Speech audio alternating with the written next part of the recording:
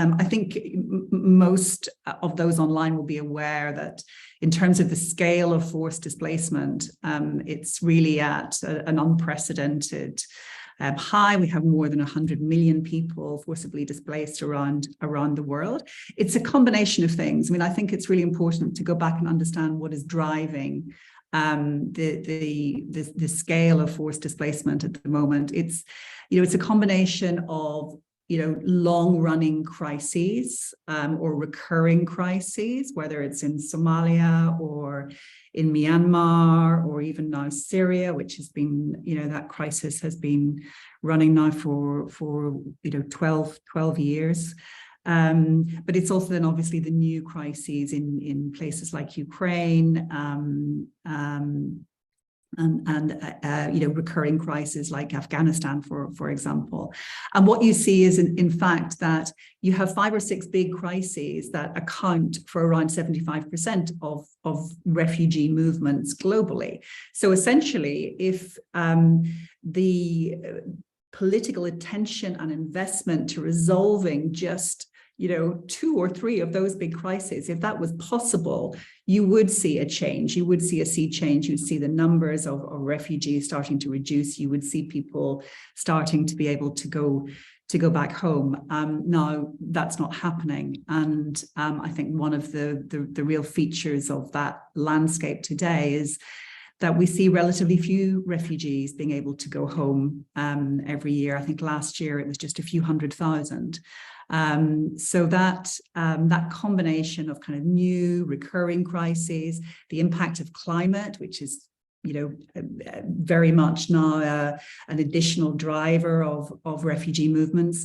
So unfortunately, what we're seeing is more displacement, but a kind of a shrinking of the space for solutions. And that's why we have the large numbers of refugees and forcibly displaced people that we're seeing globally today. And, if you look at the UK picture, you'll see that, when we look at the profile of people coming across the channel, people applying for asylum, they very much reflect that bigger global context. So if you look at the top 10 nationalities, you'll see that at least half of those are coming from countries that are indeed in crisis and where we have very high grant rates of refugee status reflecting that.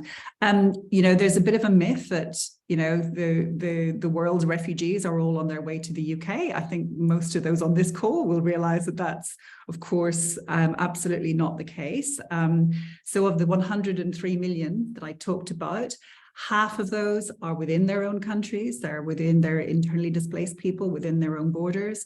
And even those who do cross borders do overwhelmingly remain in countries neighboring their own. So around 3/4 of all refugees are in their own regions, in countries neighboring their own. And really the responsibility for refugees and that really falls very much on countries, often in the developing world or middle-income countries, in the regions affected by crisis. So you have countries like Turkey hosting, 3 million refugees plus. You have,